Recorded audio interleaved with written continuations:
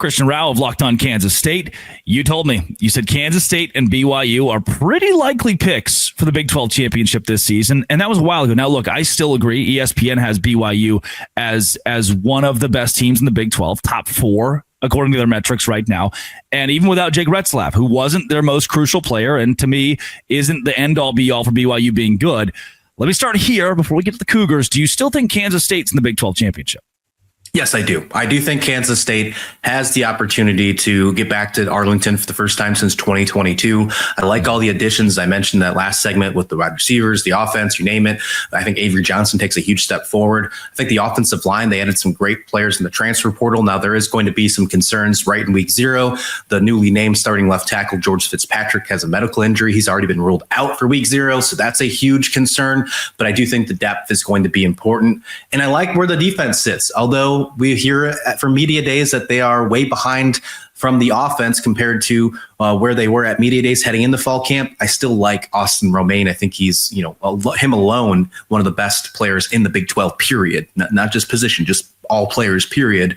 And having him as your leader on the defense is huge. So I think they can make a return. I think their schedule is favorable if they can get past Iowa State and Dublin, because that's a coin flip. I mean, look, Dublin, week 0, that's hard to prepare for. You can't really prepare for a game that you've never kind of done week 0 on the road and internationally. So that's going to be a tough one. If they can get past that, I think it's favorable to at least go 7-2 in the conference. And I think that's enough for Arlington.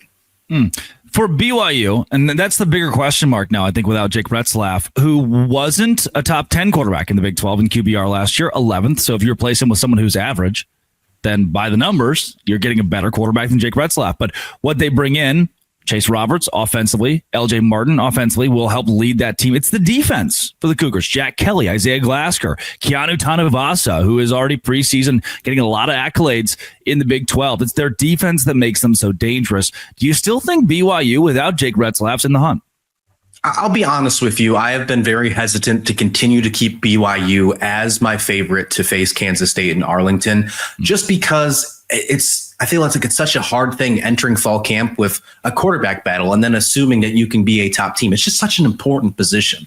Now, I agree with you that Retzlaff wasn't the say all be all in BYU being successful last year, but just knowing that you have to make a decision on one of 3 quarterbacks before you hit week 1 against Portland State, at least you have an FCS opponent to kind of get your fix in, then to me, it's just a little concerning. But you mentioned it. They have amazing weapons. Their defense is outstanding. I am a huge fan of LJ Martin. I think he's a great player.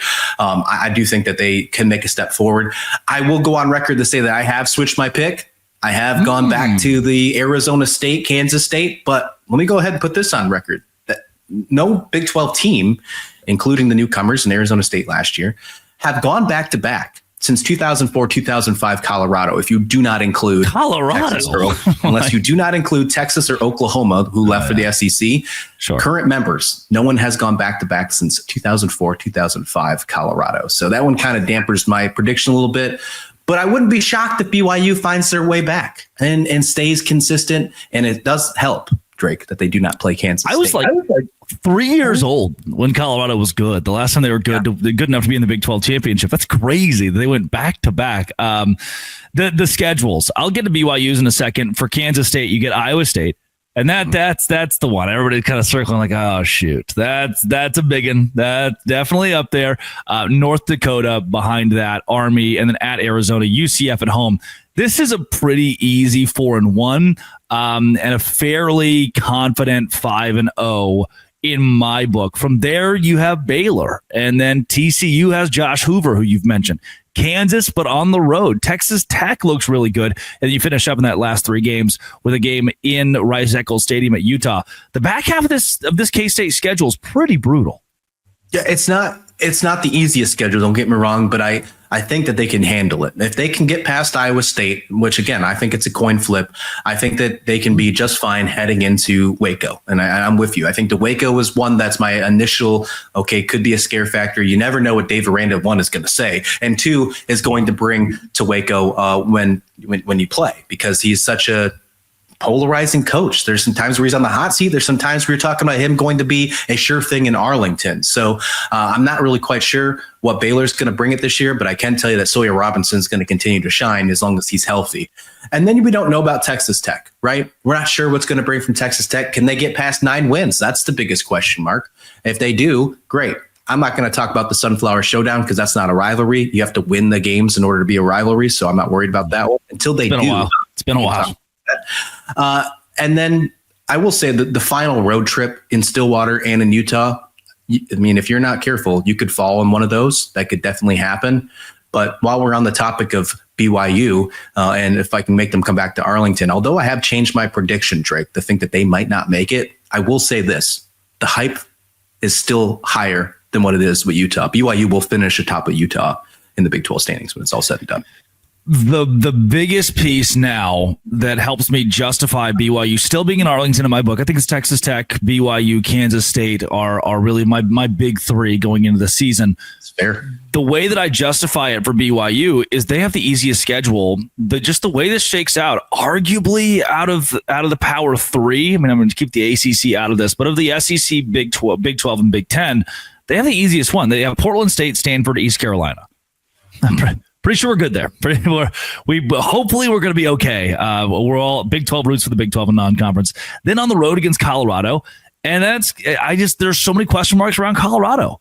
At home against West Virginia, and Rich Rod's still got a lot he's got to put together. I think West Virginia could be a sneaky 8-4, 9-3, but that's a tough one. And you're going to play that in Lavelle Edwards. Then you go at Arizona. They're going to be bad this year. Utah is a home game, and we've already mentioned those rivalries, especially when you're playing at home. And you should be okay. On the road against Iowa State, bye week. On the road against Texas Tech. That's where I see 2. Not surefire losses, but if you do drop both of those, that's where it gets complicated. If you split them, you're in great shape. You host TCU. BYU's great at home. You go to Cincinnati. They're not very good. You host UCF. They're not very good.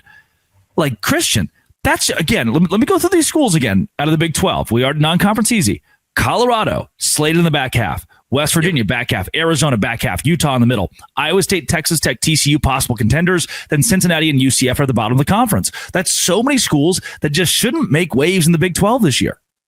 Yeah, CBS Sports came out with their whole strength of schedule thoughts a few weeks ago, and BYU was considered the easiest strength of schedule in all of the Big 12. They were at the bottom, and they were by a long shot. So if you're looking at it just alone by strength of schedule, if they can get the quarterback woes taken care of in their hopefully easy non-conference schedule, when they get the Big 12 play and they're ready to roll, then yeah, they could easily get to 7-2 or potentially 8-1 in the conference. And look, I think 7-2 is good enough to make the Arlington this year. The parity is so crazy. And I think we're going to go back to what we were at like 2 years ago, Drake, where we're heading into the final 2 weeks or final 1 week of the season. And there's like 7 teams with all these crazy scenarios for who's going to make it to Arlington. I can totally see that happen again. So I think 8-1 is like the sure thing, but I think we're going to get one 7-2 team that makes it in, but it's going to be some crazy tiebreakers. BYU could easily be in that scenario. Wouldn't surprise me in the slightest. Yeah, 7-2 was the big one last year. That's just kind of where you needed to get to, and that's where the Big 12, that's where Arizona State got to in Big 12 play and made the college football playoff and